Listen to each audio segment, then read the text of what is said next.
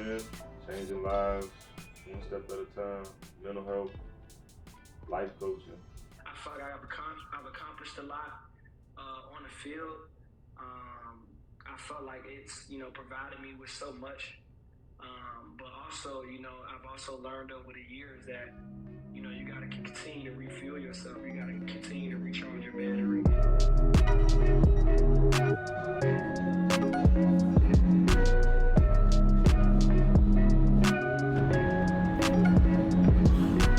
How you doing, sir? Doing good. Thank you. What's the message you're trying to get out? So the message for me is I have a foundation, which is the Circle of Now, and we unmask the feelings that cause anxiety and depression in athletes.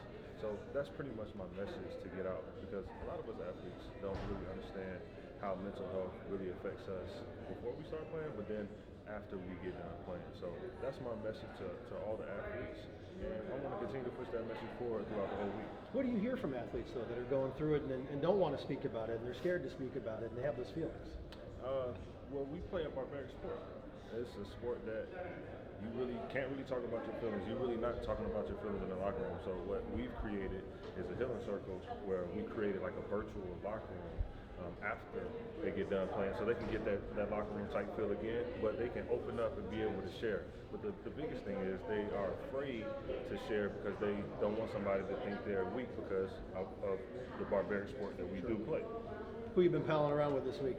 I actually been palling around with my guy Justin Gilmore, who went to school with me at Louisville, and it's been fun. De Radio Row los saludamos con muchísimo gusto. Aquí tenemos a Marcus Smith, exjugador de la NFL. Jugaste varios años, de hecho, y llegó un momento donde dijiste muchísimas gracias NFL y decidiste pues tomar otra rienda. Marcus, bienvenido. How are you doing today?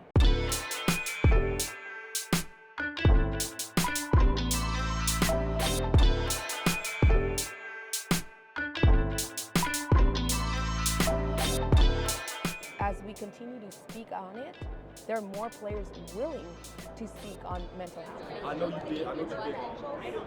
We can talk about. We got you. I got you. Hey, throw it up. I'm with it. All right, if y'all don't know who I'm talking to, this is my guy, Marcus Smith, my teammate from I feel old. I feel old. 2017, 2018. And, bro, first of all, I want to say from brother to brother, I'm proud of you. Appreciate I'm it, really bro. happy for you speaking up, using your voice. And every time I see you on Instagram, I'm tuned in. Man, I what appreciate that, Mark is bro. talking about. Well, can you take, there's a lot of people joining us right now, and I think that it would behoove everyone to really pay attention to this message right here. Take us back. You talked about a mental health situation. Mm-hmm. Explain. Yeah, so 2018, I just signed a one-year deal with Seattle Seahawks, and I had a run-in with suicide that year, right? This was in camp. I had been dealing with anxiety pretty much my whole entire career, and that was a point in time where it kind of got too much, and I really wanted to end the pain, and this is when I was in Seattle. And I had an attempt, right? But what stopped me was my wife. She called me, and then my mother-in-law called me after that.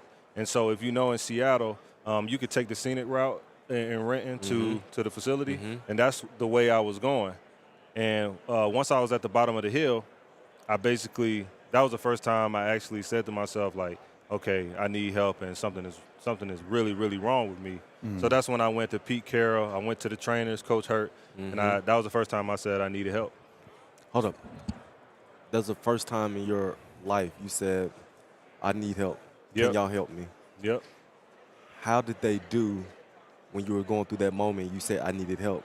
Man, that was probably the perfect place for me to be in terms of getting help, right? Because once I went in there and I was talking to Pete, they understood that I was going through something and that I was going to be able to just walk away and go get the help. Now, they put me in contact with a therapist that could actually help me, that really helped me for like 4 to 5 years, even after she had just recently retired.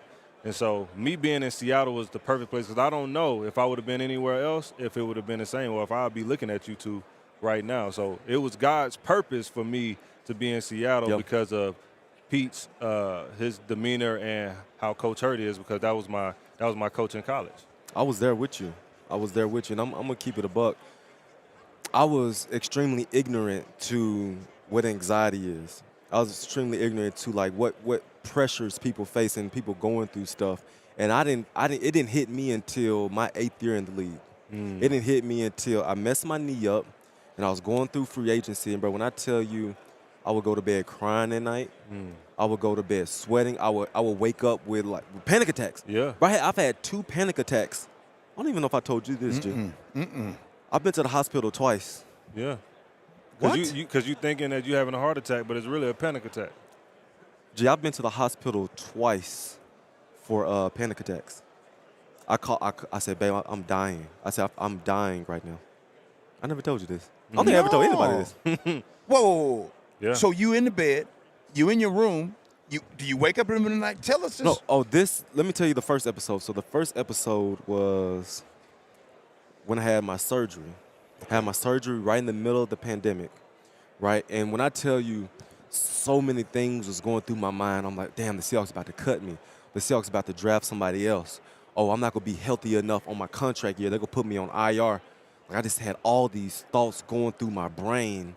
And I woke up one day, and I was going through my day, and my heart was just beating out my chest. And I would just slow down, still beating. Had to call the ambulance. And you went by the ambulance to the hospital? No, my wife, I called the ambulance. They said, we think you're having a panic attack. My wife came home, and she took me to the hospital. It didn't hit me until I'm 29, 28 years old. And that's how I was, too. I was kind of ignorant to it. And mine would happen in spurts, but I would kind of ignore it. But over time, you know, as you get older, and I always tell people this, when you have certain things that have happened in your life, trauma, it could be anything, right? Those things travel with you, right? And until you actually, those things are compartmentalized in your brain, and they're still there, right? So until you, like, push them to the front of your brain and release them out your mouth, they can still affect you. Wow. When you're older. Oh, yeah. So that's kind of what happened to me. Yeah. So we fast forward to today, in your works today. Tell the world right now, what are you doing? Yeah, so I'm the CEO of the Circle of M, which we unmask the feelings that cause anxiety and depression.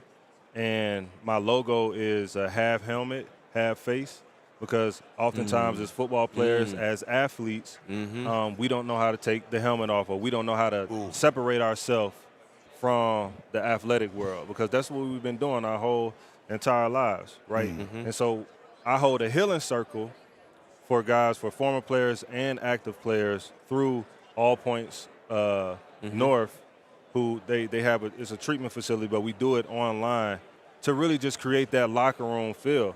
Again, right? And then I obviously I have a podcast, but it's really to continue to just push that message out there and continue to get guys to be vulnerable.